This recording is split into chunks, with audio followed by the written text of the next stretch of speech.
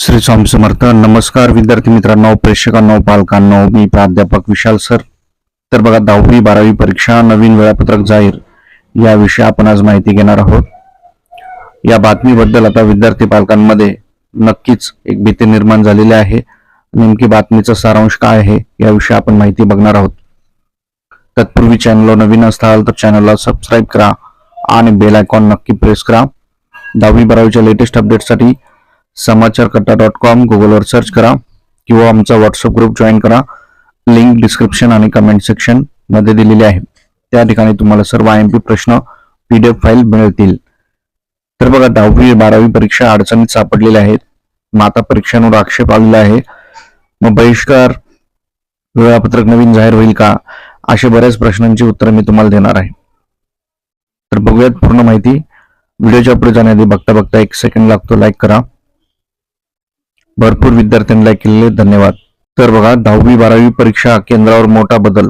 बोर्डाच्या त्या निर्णयामुळे शिक्षकांमध्ये संतापाची लाट. 10वी-12वीच्या परीक्षा आता हॉल तिकीट आलेले आहेत, तुम्हाला माहिती आहे. बोर्डाने आणखीन एक मोठा निर्णय घेतलेला आहे.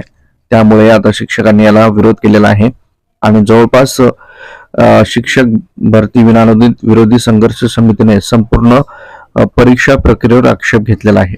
आता यांच्यामध्ये वाद सुरू झालेला आहे. नेमका वाद काय आहे, कोणता निर्णय घेतलेला आहे, त्याच्यामुळे आता काय परिणाम विद्यार्थ्यांच्या परीक्षेवर होऊ शकतो याची माहिती आपण घेऊयात. आई तुळजाभवानी, स्वामी चरणी, ईश्वर नारायण, शंकर चरणी, गणपती चरणी माझी हीच प्रार्थना आहे. व्हिडिओ लाईक, चॅनलला सबस्क्राईब करणारा प्रत्येक विद्यार्थी 10वी-12वी बोर्डाच्या परीक्षेत चांगल्या मार्काने पास व्हावे ही स्वामी चरणी प्रार्थना आहे. तर बघा, आता काय निर्णय आहे त्याविषयी आपण माहिती बघूयात. तर बघा, 10वी-12वीच्या ज्या परीक्षा आहेत या परीक्षांमध्ये मुख्याध्यापक आणि शिक्षकांनी त्यांची शाळा सोडून अन्य शाळांमध्ये केंद्र संचालक पर्यवेक्षक म्हणून काम करावे लागणे म्हणजे शिक्षकांवर अविश्वास दाखवण्याचा बोर्डाचा एक जो प्रस्ताव आहे. त्यांचं म्हणणं आहे की ज्या शाळा कॉलेजमध्ये जे काही शिक्षक आणि कर्मचारी आहेत, मुख्याध्यापक, ते त्या शाळेत राहावेत. पण बोर्डाने सांगितलेले शिक्षकांची अदलाबदली करण्यात यावी म्हणजे कॉपी मुक्त होण्यासाठी, म्हणजे या शाळेतले शिक्षक त्या शाळेत जाण्याचं. तर हा विरोध केलेला आहे शिक्षक संघटनेने. आमच्या शिक्षकांच्या प्रतिमा मलिन होत असल्याचा त्यांनी समिती निवेदनात सांगितलेलं आहे. म्हणजे आमच्यावर एक प्रकारे अविश्वास दाखवलेला आहे. दुसरीकडे या निर्णयाची अंमलबजावणी कशी करावी, कारण त्यांचा आणखीन एक मोठा प्रश्न आहे की ग्रामीण भागात 2 शाळांमध्ये जवळपास 20 ते 30 किलोमीटरचं अंतर आहे. शहरातील एखादी शिक्षक शाळेत पाठवणे सोपे नाही. जवळपास प्रत्येक त्या शाळांमधील काही विद्यार्थ्यांना परीक्षा केंद्र मिळत.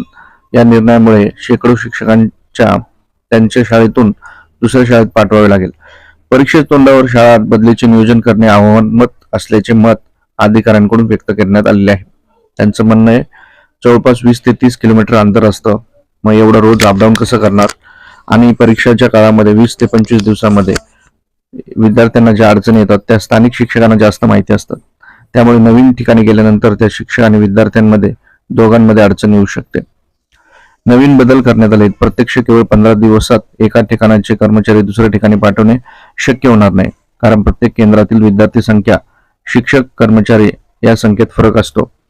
भौतिक सुविधेमध्ये तफावत असते. परीक्षेच्या दरम्यान कराव्या लागणाऱ्या प्रवासामुळे शिक्षकांचे वेळेचे नियोजन हे बिघडते. आजपर्यंत सर्व परीक्षा शिक्षकांनी आपल्याच केंद्रातून यशस्वीरित्या पार पडलेले आहेत.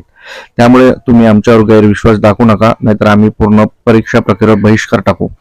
जर यांनी बहिष्कार टाकला तर परीक्षेचं वेळापत्रक पुढे ढकलू शकतो किंवा परीक्षा पद्धतीत बदल होऊ शकतात. तर तुम्हाला काय वाटतं, या निर्णयाशी तुम्ही सहमत आहात का? कमेंटमध्ये कमेंट करा.